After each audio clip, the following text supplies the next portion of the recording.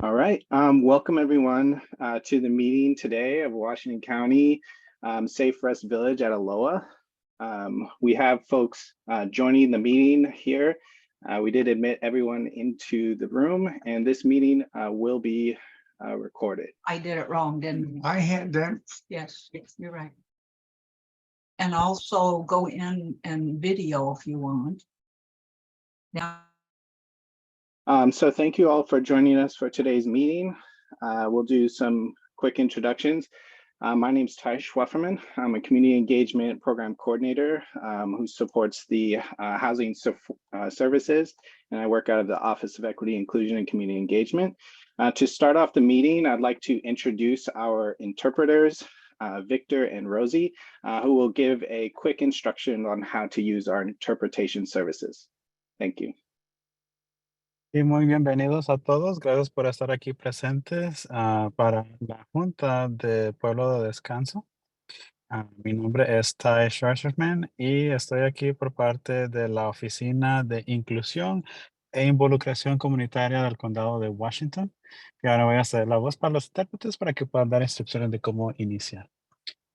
I will go ahead and give the instructions in Spanish first, and then I'll also mention them in English. Como se había mencionado, vamos a tener interpretación disponible para esta junta. Si desea escuchar la junta en español, en la parte de abajo de su pantalla, dentro de un par de segundos, va a haber un icono de globo. Si está ingresando por medio de una computadora de escritorio o una computadora portátil, o si está usando un teléfono inteligente o una tableta, van a haber 3 puntos en la parte inferior derecha o en la parte superior derecha de su pantalla. Y de ahí le va a aparecer un nuevo menú donde va a poder elegir interpretación de idiomas. Si tiene alguna pregunta o alguna duda para poder ingresar a los canales, por favor notifíquenos en el chat o levante su mano virtual de Zoom para poder ingresar. Muchas gracias. As mentioned before, we have English and Spanish available for this meeting. So if you're joining us through a desktop computer or laptop computer, there will be a globe icon that will appear in a couple seconds with the wording interpretation. From there, you can select your language of preference. Or if you're joining us through a iPad or a smartphone using the Zoom app, there will be 3 dots on your upper right side or bottom right side of your screen with the words more. From there, there will be a new menu where you can select language interpretation. If you prefer to hear the meeting in English, please select English. Or if you prefer Spanish, please select Spanish. That way you don't miss any of today's content. If you have any questions, please let us know by raising your virtual hand on Zoom or asking your question in the chat, and we'll do our best to help you. Thank you, and back to you, Ty.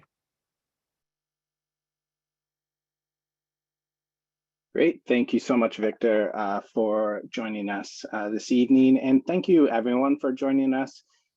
So as Victor described, I'm activating the interpretation now. And so I can give folks a chance to click on the English icon or the Spanish icon, which we have translation for both today. Furthermore, today is an engaging meeting. We would like to quickly review how to participate in today's meeting.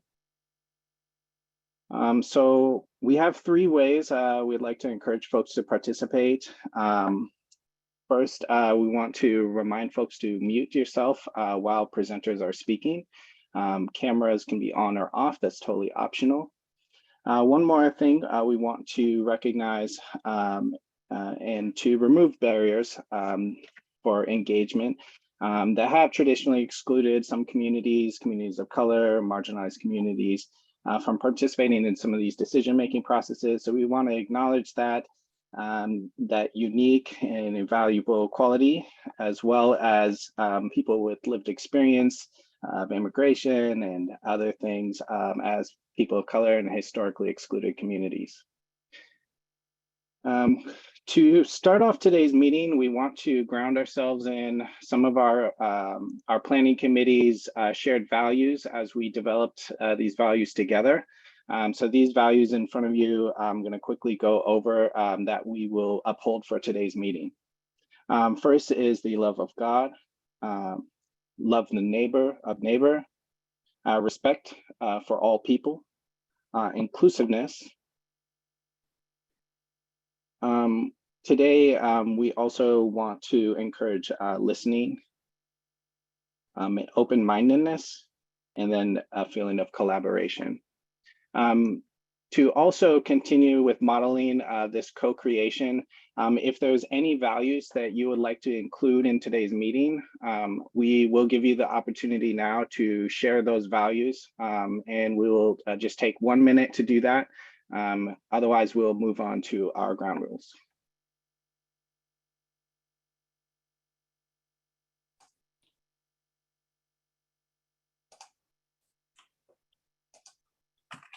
Okay, I see transparency from Jenna. Thank you.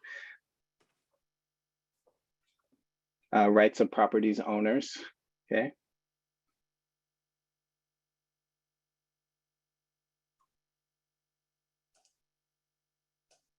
Okay. So thank you for those additions. I'm going to move us on to our ground rules for today's meeting. So these set of ground rules at the beginning of the meeting are just ways that we will be interacting with each other in the meeting. So one is a respectful listening, no interruptions, no personal attacks, encourage everyone to participate, being patient, be open-minded, and be positive. There are opportunities now for you to share any other additional ground rules. These are ones that we came up with as a planning committee, but if you'd like to share those, you can go ahead and put them in the chat. Appreciate you folks using the chat. You can also raise your hand and share out loud. So, okay, so I see community safety. Okay, so these might be values as well. Safety for residents in the neighborhood, surveillance of criminal activity, Christ likeness. So I'm just reading off a few things in the chat. So thank you all for sharing those additions. Love of all thy neighbors.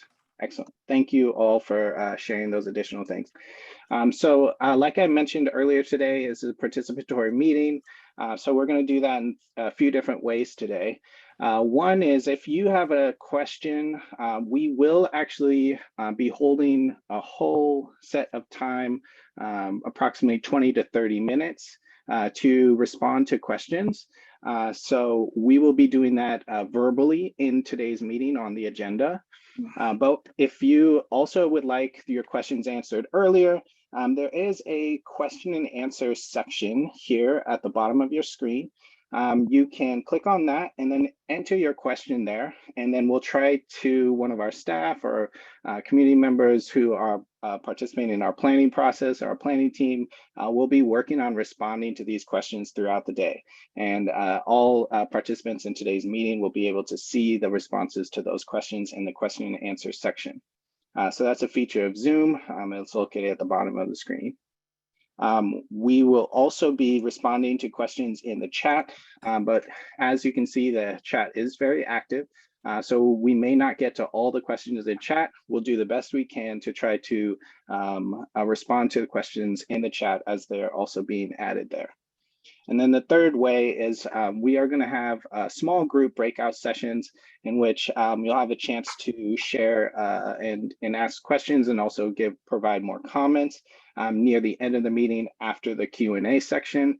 And then after those breakout rooms are completed, we'll summarize the breakout rooms to the full group as a full group. All right, so let's go over the agenda for today. So today's meeting, we will be introducing the Safe Rest Village at Aloha, its partnerships, and the project overview. After that has completed, we will, like I mentioned earlier, spending a lengthy amount of time answering questions and having discussion as a full group. And then we'll be moving into breakout sessions in which we'll have opportunity to have smaller group to further continue the discussion, ask questions, and then also just have dialogue as a group. And then once we've completed that breakout session, we will come back to the large group and then conclude the meeting.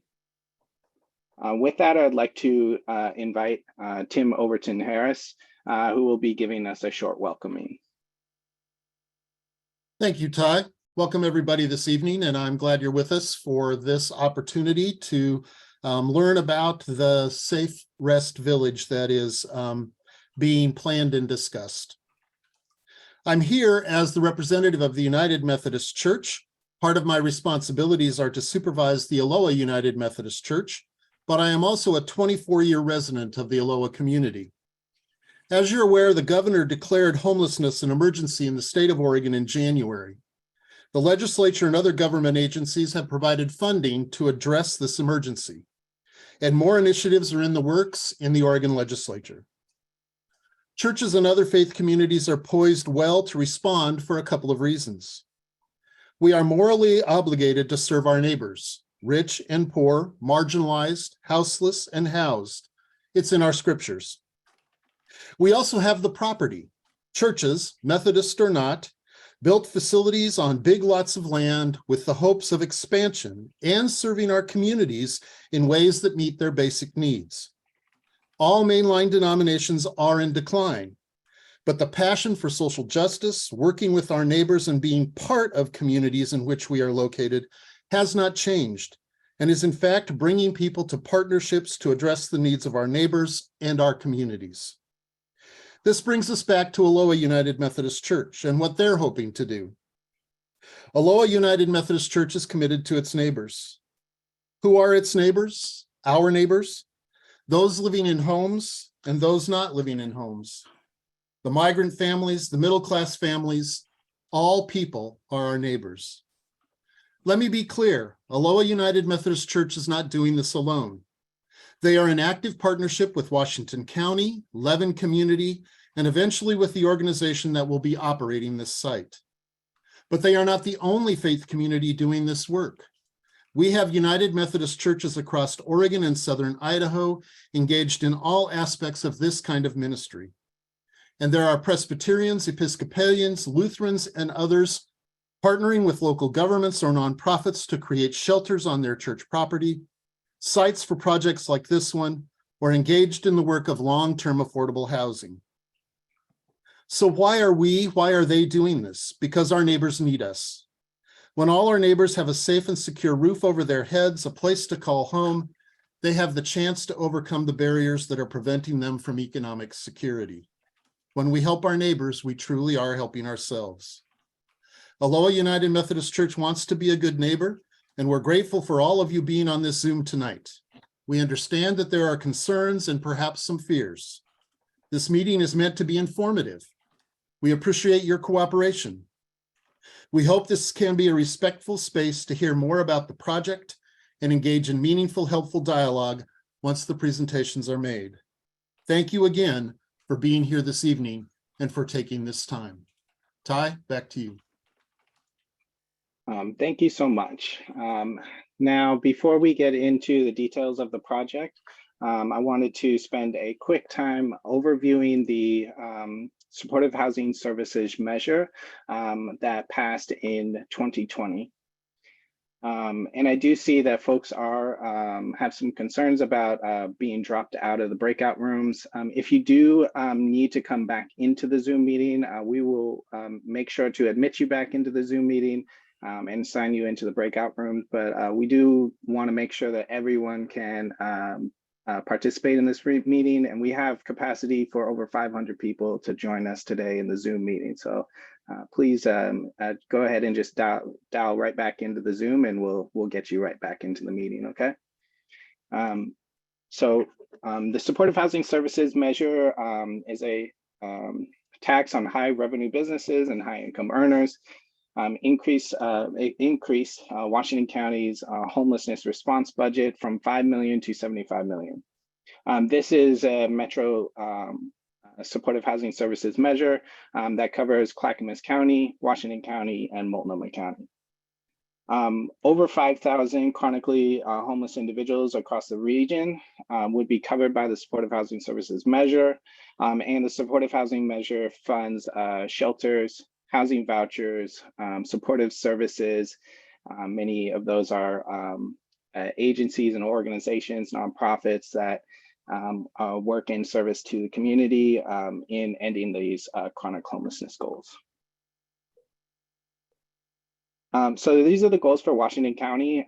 As you know, this is region-wide, so there are larger goals for the entire region, but Washington County's share is based off of not only our point in time count, but also our kind of share of the population of the region. So the SHS measure has a goal of 1,650 long-term rent assistance vouchers. 500 of those would be permanent supportive housing units. And it says the Aloha Inn, but this is actually incorrect. It's actually across the whole region of Washington County. And then 250 shelter beds throughout county with housing navigators at each shelter to work with participants towards permanent housing. And then also we do feature culturally specific service providers and other wraparound services at shelters. And so, you know, some of what we will be hearing from today is what those wraparound services look like at shelter sites. With that, I would like to turn it over to my colleague, Jesse Adams, who also works alongside me at the Housing Services at Washington County. Jesse. Hey all, I'm Jesse. I was the county representative who spoke with you all at the church a couple weekends ago. So I'm glad to be back here with you today and hopefully to answer some more questions for you and work towards that good neighbor agreement. I do want to clarify a couple of things before I jump into my part. One, I know that a lot of questions about policy and in particular the low barrier shelter policy came up at the meeting last time. And I just wanted to be clear here that this is not a space where we can change policy decisions like that. Those are decisions that are made in different venues than this. What we're doing here today is answering questions and concerns and working towards a good neighbor agreement together so we can work towards the Pod Village being a community space and get all of that stuff answered in the good neighbor agreement. So my colleague Emily is going to add venues for concerns about like sheltering policy and programming in the chat. So she'll put contact information for the Washington County Board of Commissioners, leadership at the Department of Housing, and as well as the governor's office, since a large part of the funding for this Pod Village comes from the governor's orders that were mentioned a little bit ago by Tim. And the governor's orders do include things like requests for low barrier shelter response and things like that. So the larger policy questions, Emily will be providing an avenue for those. And then today, feel free to ask away, but I just wanted to put out there that we aren't able to change any of those things in this meeting here today.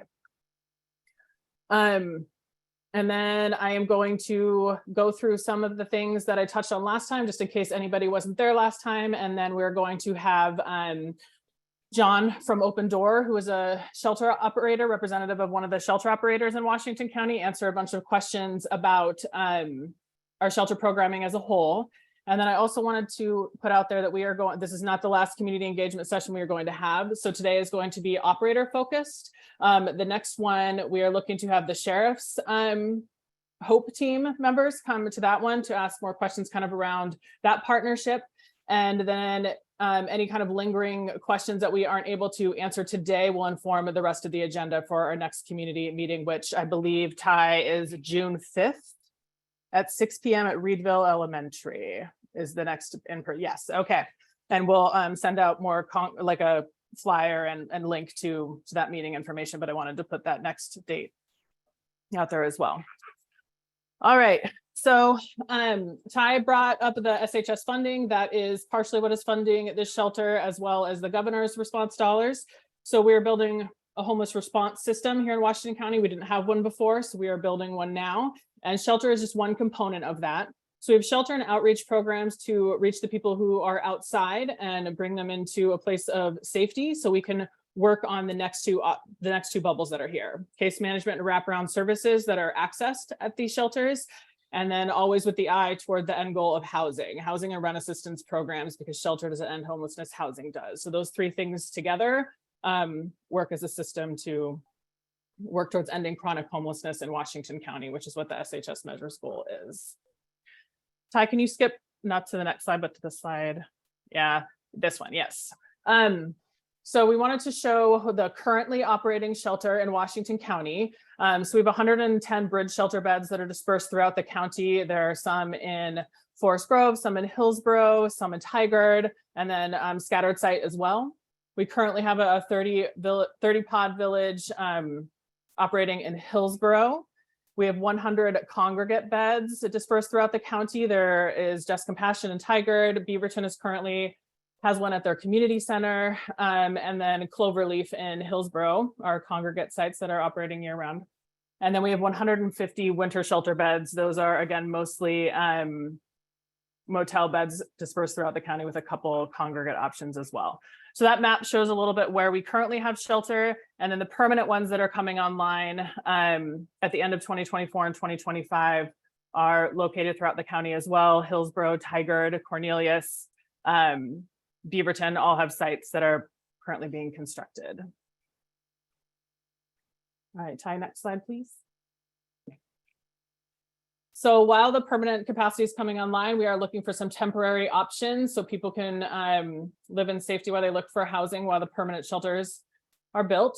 So this site at the Aloha United Methodist would support 30 pods of individual shelter. You see a picture there of the pallet homes. That is the type of structure we are looking at for the site.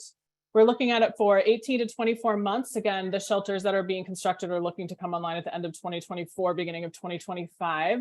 So the contract with the operator and the church will be for 18 to 24 months to cover that time frame. We're currently working on contracts for the pods and operator.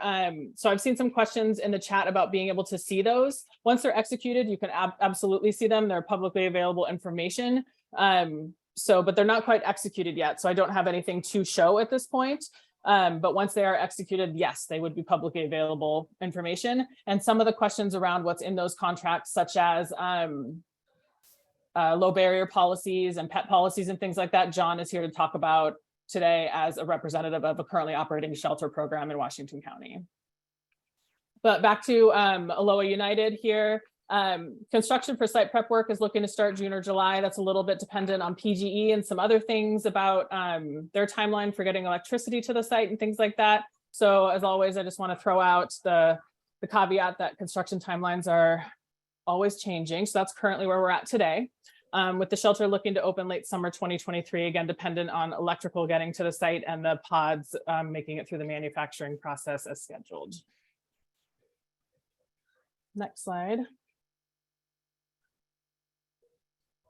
So I'm going to give a quick overview of our general shelter programming rules before John jumps in here and talks a little bit more specifically about open door shelter programming.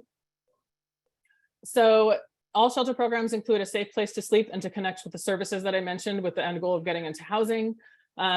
We have a place to keep some belongings, and pets are allowed too. Again, a lot of the times we hear the reason people don't want to enter shelter is that they don't have a place to keep their belongings or that they would have to abandon their pets. So we remove those barriers so people feel safe accessing the shelter with their things and who they view as their family members, like dogs. Bathroom, showers, laundries, and kitchen are always available. There's always a code of conduct in place to promote safety and respect. Again, John is going to talk a little bit more specifically about the code of conduct that Open Door uses. There is always staff coverage 24/7. And then participants are referred through a coordinated access system. Washington County's coordinated access system is called Community Connect. So if somebody needs to be connected to shelter, they can work with an outreach team or call Community Connect themselves and go through a screening process to be referred to whatever shelter model fits them best, whether that's a pod village, whether that's a motel, whether that's congregate. They work with the screener to find what fits their needs. Next slide. So the shelter staff are trained to provide, yes, housing navigation, because again, that's always the end goal, but they're also really trained in how to deal with the trauma that people present when they come to shelter. So de-escalation and harm reduction, trauma-informed care, behavioral first aid to be able to respond to whatever needs somebody has, and then culturally responsive care as well. So John, again, is going to touch a little bit more in depth on how shelter staff interact with their residents when they might have a need that's going unmet or are struggling to be safe with themselves or other people. So he's going to talk a little bit about that. I think the next slide is John's introduction. Yes. So I'm going to turn it over to John McPherson. He's going to talk again a little bit more specifically about shelter programming as a whole. And then we will go into a Q&A session where you can ask questions in a big group. And then after that will come the breakout sessions. So John, take it away. Awesome, thank you. So my name is John McPherson. I'm the Shelter Program Manager for Open Door. That does include the Cloverleaf Winter Shelter, the Safe Rest Pods on 17th, as well as the drop-in center at our main location. And I just want to say this is my first time in a meeting like this, and so I'm really excited to learn from you all and hear what you have to say. Next slide, please. So some of our code of conduct and good neighbor policy are going to be described here. There's a lot to it, so I'll just go in with some of these basic rules that we have. The first is not engaging in illegal behaviors. So that includes things like stealing, using or selling drugs, fighting, or anything that really breaks with those codes of conduct that we have set up. This illegal behavior is an exitable offense, and we make that very clear during our intake process. We do try to de-escalate situations and have open minds, but we also have rules that we have to follow. That also includes not illegally parking vehicles of any type, and that includes bicycles in the immediate neighborhood or community center. When these vehicles are parked in undesignated areas, they also go against our rules of code of conduct and can result in an exit from our program. We do try to be nice about things, and we give them warnings and have them try to bring their vehicles onto a properly designated area to park their vehicles. But if they refuse or continue to have those types of behaviors where they park their places or their vehicles on undesignated places, they can be exited. Not engaging or loitering, aggressive panhandling or camping in the immediate neighborhood or community. So we ask all of our residents to avoid these activities in our neighborhood, and we do, when it's brought to us, give them warnings, written contracts, and try to engage them with being better neighbors for everyone. But continuing to do these activities can and will lead to an exit from our property just because it goes against our community standards and our community good neighbor policy. Next slide, please. So I wanted to go into a little bit of what happens if a shelter participant is asked to leave and whether or not they're allowed to stay in the area. So we do have pretty strict procedures when it comes to exits from our program, and we try to adhere to them as much as possible. So our first step would be to notify our resident that they are being exited, and then try to work with them on an exit strategy. And that includes a potential reentry plan. It includes trying to find them other shelter spaces where they can live. And it includes bringing in our outreach team to also assist and facilitate in those types of mediations between us and the resident. Some of the things that we attempt to do are really to give them a little bit of time to gather their things, because they will collect some stuff over the course of however long they're staying there with us. And we want them to be able to leave and come back on better terms. Now, if it comes down to it, sometimes our residents don't like to leave very nicely, and that is always possible. And then we don't exactly follow this full standard, and they might have to be exited more immediately. But we try to avoid that at all costs. When it comes to people starting to camp next to our shelter, what we try to do is explain to them that if they are camping in the area and vicinity of our shelter, then they are already breaking our code of conducts and our good neighbor policy, and that means that they won't be able to enter into the shelter right away.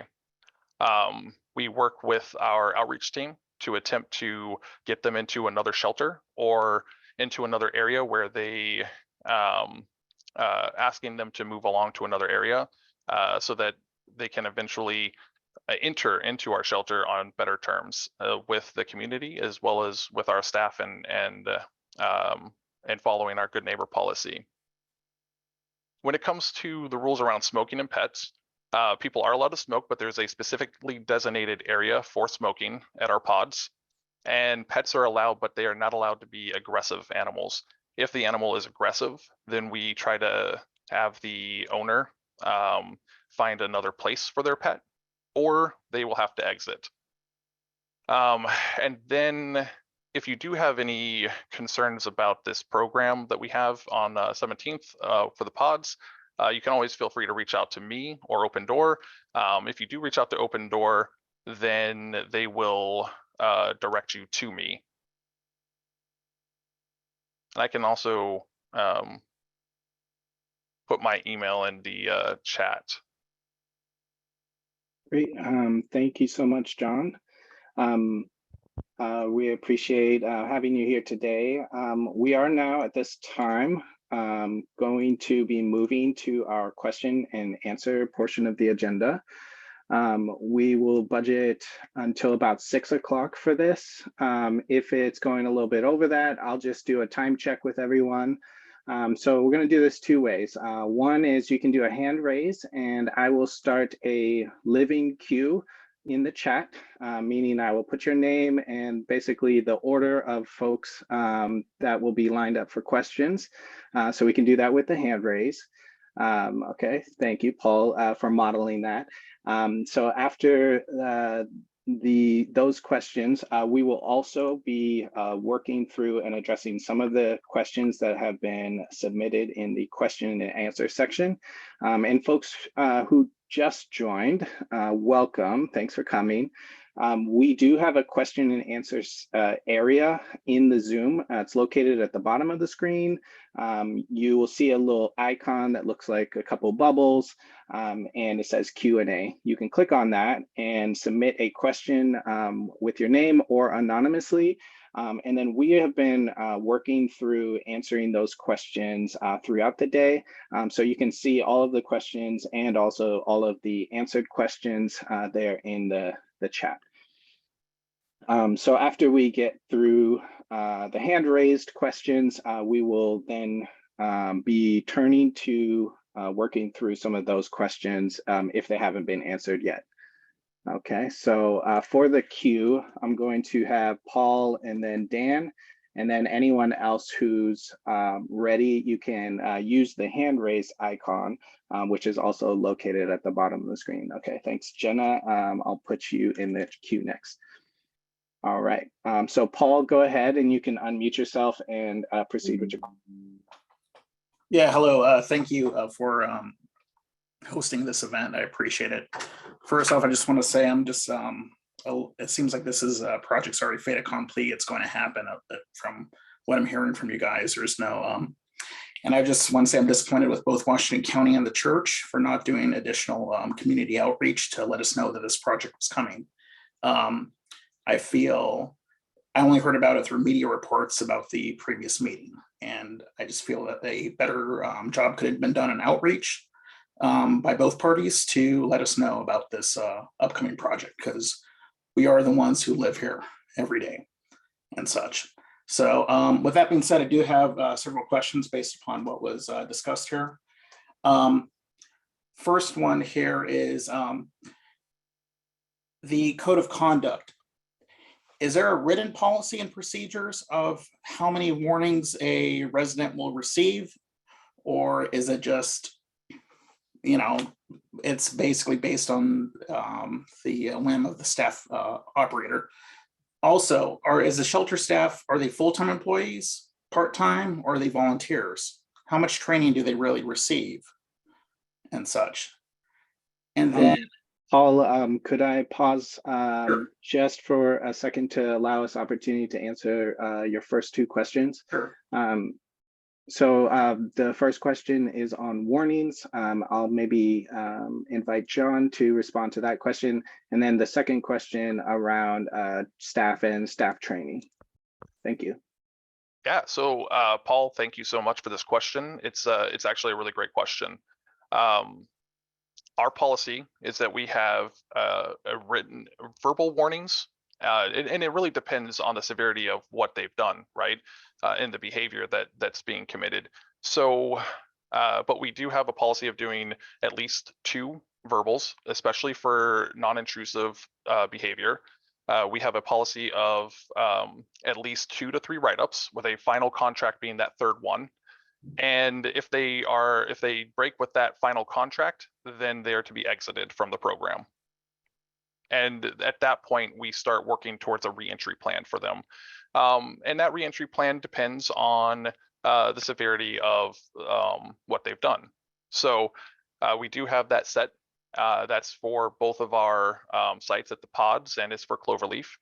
That's how we typically run things. In terms of the training that we provide our staff with training for de-escalation techniques, harm reduction. They get trained on all of our policies and procedures. They get guidance from our overall staff on how we are going to be handling situations. And then further than that, we continue that training with CPR and AED use, and a myriad of county trainings as well. And then speaking to those trainings, did want to invite maybe Jesse or any others from our county staff to just speak to some of the county led training opportunities for our providers. Sure, yeah. The ones I mentioned earlier, like assist trainings or behavioral first aid, crisis intervention, trauma-informed care, harm reduction models. Yeah, just a really intensive behavioral health training to be able to address the trauma that a lot of people show up with in shelter. And then there's kind of the practical side of the training too, right? Like navigating, getting benefits and navigating, applying for housing and things of that nature, because again, you know, the goal is to have people move on from the shelter to housing. So yeah, both really behavioral health focused care and housing navigation. Thank you so much. So Paul, I know you have one more question, but just for the sake of time, can we come back to you and allow others to ask questions, and then we'll circle back around to you? Is that okay? Well, can you answer my question though? Is the shelter staff, are they full-time employees, part-time, or are they volunteers? Okay. They are full-time employees, but I will have John clarify that. They are full-time employees. They work for us basically on 12-hour shifts. We have typically 3 staff members minimum at all times on shift, as much as possible. And we prefer having 5 staff members, and that is typically throughout the day. During the night, we have 3. And then to clarify further, while they are full-time, they're also temporary, as our pods are temporary. Okay. Great. Thank you so much, Paul. So Dan, I have you next in the queue, and then we have Jenna. Okay, well, thanks for the chance to talk to you guys. Okay, so number one, is there just, I mean, you got to be serious here. It's like this is right smack dab in the middle of somebody's neighborhood. And I mean, you are talking about all these problems and all these wonderful ways that you deal with them and all these 5 or 6 different warnings they get and all that. How long does it normally take to get one of your troublemakers out of there? And then my next question is going to be, why were we not even talked to about this prior to you guys making these decisions? I've been government contracting for 18 years. I know for a fact, unless you got a signed RFP or a signed, you know, unless this thing's signed, which the last time I heard it wasn't, these things can be modded and changed at any time. So I'm wondering why, with all of this pushback from 250 people, are you guys not considering taking this out to Washington Fairgrounds? Okay, you got an open area, it's semi-commercial, there's nobody around it, and you could put those people by themselves where they won't do any harm to anybody. So there you go. I mean, that's your property, Washington County. Why can't you get that figured out? Thank you, Okay, Dan. there's my 2 questions, Ty. Thank you. All right, thank you, Dan. The first question is similar to, actually I'm seeing that question in the question and answer section as well. If we can speak to the exiting process with a little bit more detail, that would be helpful. And I know that there's a few variations on that question in the questions section. So if we could spend a little time on that, we really appreciate that. And then Dan's second question around the contract, Jesse, I would like to maybe invite you for that response. So thank you. So to begin with, I would say that it depends on the severity of the behavior that we're seeing. If it is stealing, if it is fighting, if it is anything that is illegal, we tend to exit immediately once we have discovered that behavior. Now, discovery of this behavior can come in a myriad of ways, right? We could hear about it through HPD, for instance, as we're working out of Hillsborough. We can hear about it from our community members. We work right next to the Winco and have had issues with stealing from Winco, and those members that were part of our residency are no longer with us because of that. So it is something where we try to uphold our standards as much as possible, and we exit appropriately. If it's screaming or yelling or something along those lines, we tend to give them warnings and allow them the chance to calm down. If it is, so it's really dependent on the behavior and what they're actively doing, right? But the process itself, if someone were to fight in the pods or outside of the pods, for instance, that would result in an immediate exit from our program because violence isn't tolerated. If they are loitering, then they can be given a warning. And if that warning isn't followed, we'll give them a write-up, followed by another write-up, put them on the final contract. And if that behavior continues, at that point, we will exit. So when I talk about the severity of the issue, it's going to be dependent on what they're doing and how they're doing it. And just to assist a little bit of clarification, I think John was giving an example of the Hillsborough pod shelters. So in that area, the Hillsborough Police Department has jurisdiction, but folks in the chat were correct that the Sheriff's Office does have jurisdiction over this area in Aloha. So I just wanted to add that that is correct. And then I wanted to turn over to Jesse to speak to Dan's second question relating to contracts, the finality of them, and whether there are additional modifications or amendments to contract that we may anticipate. Hi, yeah, so we are still working towards contract language with both the church and the operator, like going through the selection process for the operator and working on that contract as well as the memorandum of understanding with the church. So they're not finalized yet. So I think that there has been some discussion in this meeting and the last meeting about, adding things into the agreements, like the guarantee of it only being 18 to 24 months, things like that. So that's part of like what this community engagement session is, right? Like what goes in the good neighbor agreement, what is important to the community to make sure is understood in the relationship between the church, the county, the operator, and the neighborhood. So yeah, we are still working on the language with those. So that's part of, again, what these engagement sessions are about. And then I think there was a second part to your question that I'm not remembering. I asked you, how come we can't just mod this and take it out to Washington County Fairgrounds? Oh, that's right. So there currently is a shelter on the Washington County Fairgrounds. It's called Then add to it. It's Then called add to it. I mean, you've already got all the people there. You got the facilities there. You got the electricity there, the water, everything. Why don't you just move it out there and have a nice little village out there? Because that's away from everybody's houses. Okay. All right. So there you go. Thank you, Dan, for your comments. I would like to invite, since we do have some additional hands raised, to respond to other questions from the audience and folks who are participating in today's Zoom. So I have next in the queue, Jenna, and then I have MJ, and then Jacob. Hi. So just to echo previous statements already. A lot of people are really upset about the lack of transparency and communication with this project. We feel completely blindsided. We would not know if it hadn't been for our own neighborhood action. It just wouldn't have happened. So I am speaking on behalf of Sandra Lane residents and about 40 people. So I'm going to ask a few questions. Please answer what you are able to, but just letting you know that ahead of time. And I'm probably going to miss some of the questions because we had about 40 that we gave to Jesse ahead of time at the very first meeting. And Jenna, if you could ask 2 questions at a time, and then we can circle back to you if that's okay. It would just help for us to keep a good track of the questions. Thank you.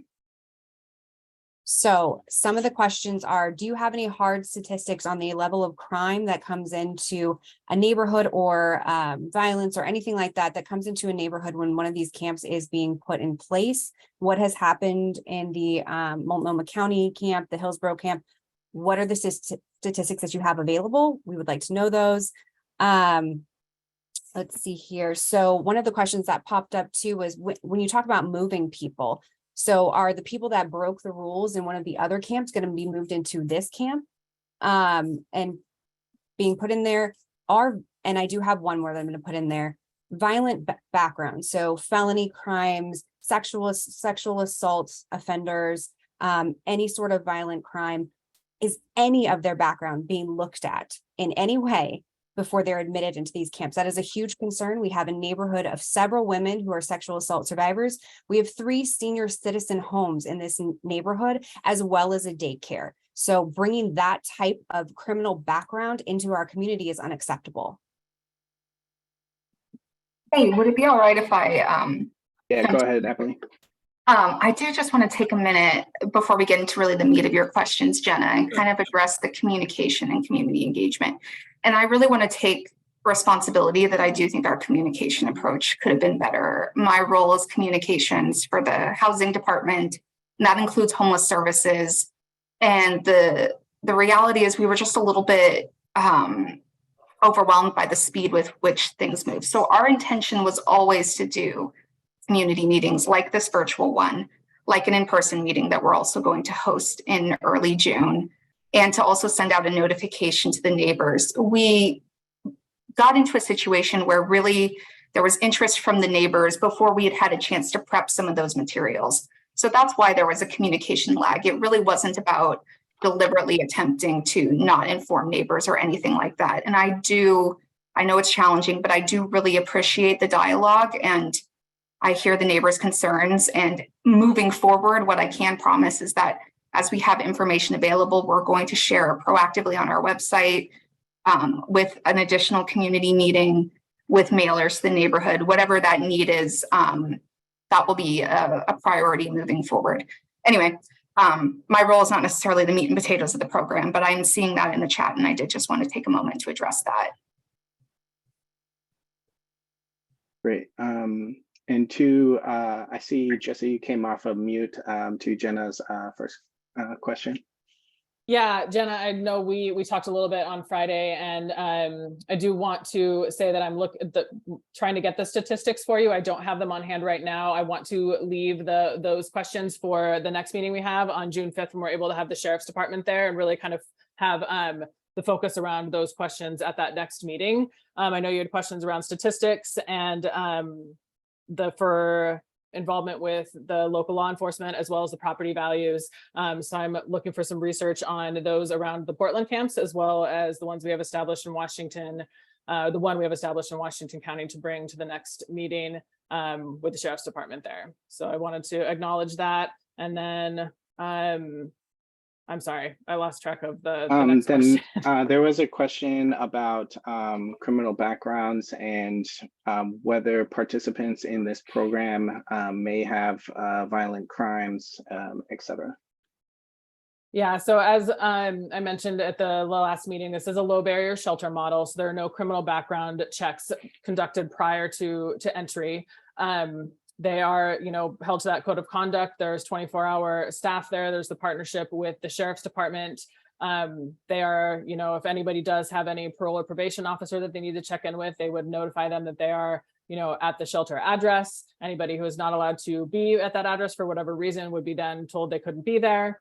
So we really work in partnership with law enforcement to take care of that part of it. We are not the criminal justice system, and we do not do the criminal background checks, but we partner with law enforcement to conduct the safety for the surrounding area and make sure the participants are where they are supposed to be. And then again, the low barrier shelter model is to ensure that people are not camping in unregulated encampments or just putting tents on sidewalks wherever, so that there are, facilities around to collect trash, for people to use the bathroom, for cigarette butts to go, for people to, again, enroll in those wraparound services to get to that end goal of housing, so that people aren't wandering around camping without anybody there to support any of those needs, right? I know that there was a camp on 197th, and a lot of this was seen, with a lot of garbage around the area and things like that. And I want to just reiterate that that was an unmanaged encampment. And the reason we want to have low barrier shelters is to avoid encampments like that happening, because they're not safe for the people living in the encampment or the people in the surrounding areas. Thank you. I know that there are some additional questions. I just want to give a time check to our group because I don't want to lose the momentum of these conversations. I'm going to go ahead and add 5 more minutes to this Q&A time period, and then I'll update the queue of the hands raised. I do have Jorge on next. So if you want to go ahead, unmute yourself and ask your question. Oh, and excuse me, I'm sorry, Jorge. I actually had MJ and then Jacob and then Jorge. So I'll be right back to you, but I just want to honor the queue. Apologies. So go ahead, MJ. Hi, thank you, Ty. I just want to kind of first say, I understand what you guys are doing. I appreciate it. You guys are trying to help people who need the help the most. I'm all for that. I donate weekly to the Open Housing Project out in Portland, and my partner works to build their website so they can get better donations and more in. 100% on board with helping the homeless and trying to figure out solutions for them. And I actually think you guys have some of the work that you have to deal with people like us who push back on what you're trying to accomplish and the good you're trying to put into the world. With that said, like everyone else on the call, it came as a surprise. I only found out because I went home after being gone for 3 weeks to find a letter from a neighbor telling me what was happening. It's very disheartening to not have that information given to us. And I've worked hard to get to where I am. My partner and he started off in the Philippines with no money, living in a hut with no running water. And we have worked ourselves to the point of buying our first home. And I'm scared of what my property value is going to do. I don't have the financial ability to hold on to a property that may lose all of its property value. So as a first-time home buyer and someone who knows what it's like to work themselves up, I'm 100% for helping people, but you're hurting a lot of other people in the mix. And I just wanted to say that. I don't really have questions. Outside of that, my only question is, you talk about dogs and pets and things like that. Is there any insurance provided to these people? What covers them? If I get bit by one of these dogs, am I out now for a $3,000 hospital bill that I have to pay because there's no insurance on a person that's been brought into my community? That's really my biggest question. I know the rest have pretty much been asked. As part of all county contracts, the operator and the church would be asked to have appropriate insurance to cover liability for things like that. So there's liability in place on both the operator and the church, and then the county is part of these contracts as well. But yeah, there's insurance that is required to be carried. Perfect. Thank you. And again, I know you guys are trying to do good work. I hope you guys will rethink the location. It really is hurting a lot of people. As someone, like I said, who is all for you guys, please just think about it. Thank you guys. Not a good place. And so we do have a queue. If you do have questions, I want to remind folks, I can add you to the queue. We have a few more folks that would like to ask questions. So thank you for just being respectful of that. So I have Jacob and then Jorge next. I dropped my hand. My question was also about property values, and I understand that that'll be addressed at the next meeting. Thank you. Thank you. Thank you, also, Jacob. Go MJ. I totally agree with that. Okay. Jorge, go ahead, and then Zach, and then Maya. Muchas gracias. Mi pregunta la voy a hacer en español. No sé si pueden ayudar los intérpretes. Bueno, yo vivo enfrente de lo que es la iglesia y nosotros tenemos un daycare en la esquina. Durante los últimos 2 meses ya experimentamos un robo de bicicleta y ya experimentamos graffiti por primera vez en nuestro vecindario. Yo tengo viviendo 20 años en esta comunidad. Existen reportes de policía donde ellos comentan el incremento de crimen y de incidentes basado en personas que no están estables mentalmente. Yo entiendo que, perdón. Un momento. Could I invite Victor or Rosie to join the English channel to provide a translation for Jorge so we can also make sure his comments are included in the record?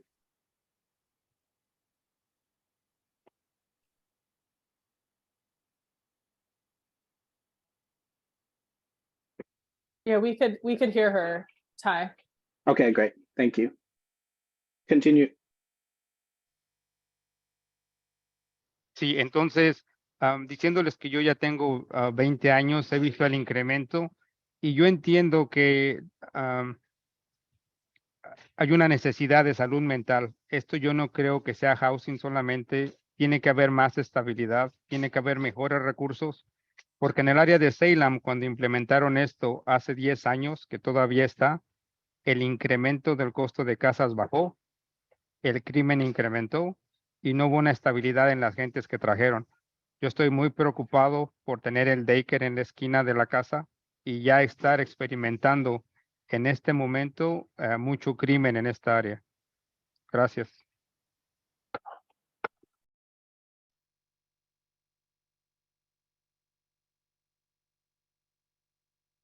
Okay. I have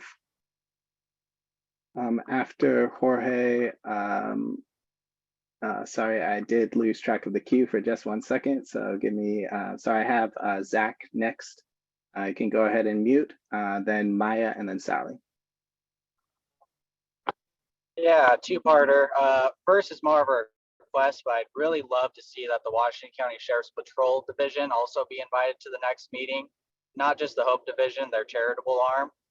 Ultimately, when the neighbors and myself have any issues that aren't being resolved by the contractor, that's who we'll be calling. Really appreciate if they could get invited to the next meeting. Second is my background's in construction management, and I'm wondering if a site plan has been developed yet.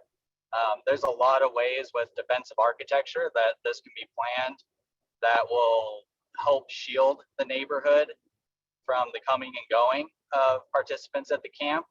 I wanted to see if a site plan's been developed that also shows all of the infrastructure upgrades that is going to be conducted as part of setting up this camp. Yeah, we're still working on that. It's not completed yet, but absolutely we can share that. And it'll, yeah, the infrastructure for the electricity and all of that, as well as kind of where the pods will be. I do want to share that is going to be fully fencing. There will be full fencing around the pods as well. So yeah, we can share that site plan when it's complete for sure. Thank you, Maya, and then Sally, and then Jason. Hello, my question is, should the village go through and any of the homes be damaged by the residents, who will be responsible to reimburse for the damages?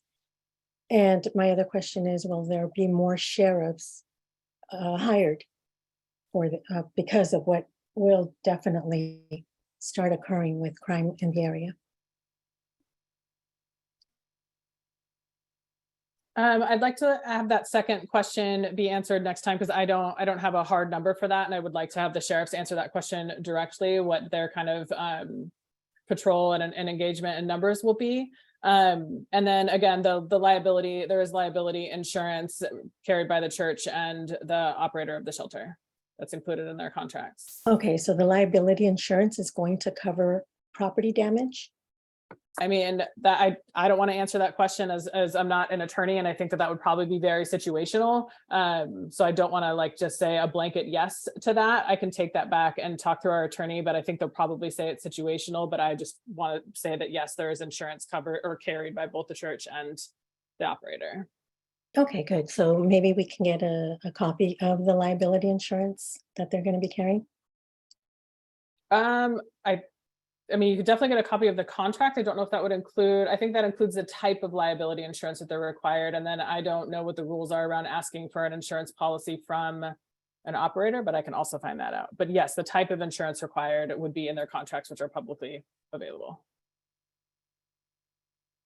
Thank you. All right, I have Sally and then Jason.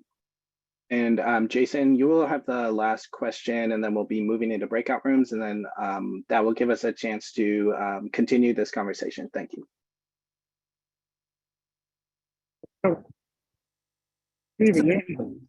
I'm Sally Reed. I've lived in Aloha since 1960. I've had a business here in Aloha. I've worked with many homeless people on the street. I think we've been away from seeing these individuals. I have actually joined several committee meetings here in Washington County as a concerned citizen to put in my input and to try to come up with solutions that matter to not only neighborhoods, but also to the people on the streets. I personally have a son who's homeless, suffering horrifically from mental health issues. The pod is a great solution. Shelters are not. They don't feel safe in shelters. A pod gives them a space where they can lock their belongings and they can begin life. I think the fear is running rampant right now. And I think I would invite you to go to a shelter and see it in person for those of you that live in the neighborhood and see how they're run. Because some of these neighborhood projects along with the church is working. And these people need to be seen and not immediately assume they are sex offenders or violent people or drug abusers. They are human beings that need help. Not all of them want it, but these individuals that will be going into the pod will be people that want to be there and want to move on with their lives. And they need that. They need a place to start. My son qualified just recently for a place at the New Heartwood Inn. I am elated for him. He no longer has to worry about getting out of the hospital and being released to the street because there is no place for him to go. There's no housing for him. This is a solution that the county and the church have come up with that I am grateful for. And if you want to get involved and be proactive, I would suggest that you join one of the community, the Washington County committees and get involved that way. Have your voice heard, do it the right way, and get involved to come up with different solutions. They're trying to do the best they can do, and I appreciate this. So I just applaud you. This is not an easy thing for anybody, but it is a needed service. So thank you. Thank you, Jason. Yeah, good evening. Thanks for everybody being here. My question is about timeline. With all of the sort of disapproval and concern from the community, has there been a discussion about delaying this project and informing the community a bit more before moving forward? Thank you.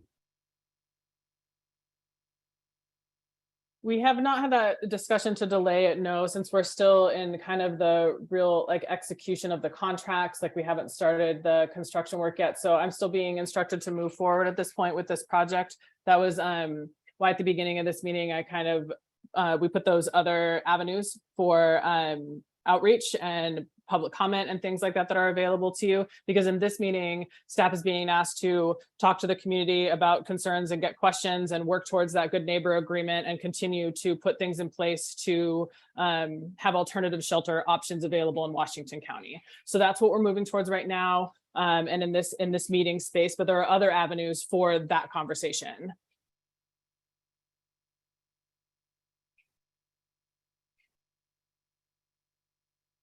All right, thank you all. That was our question and answer session. At this point, I want to take a quick pause for a 3-minute break.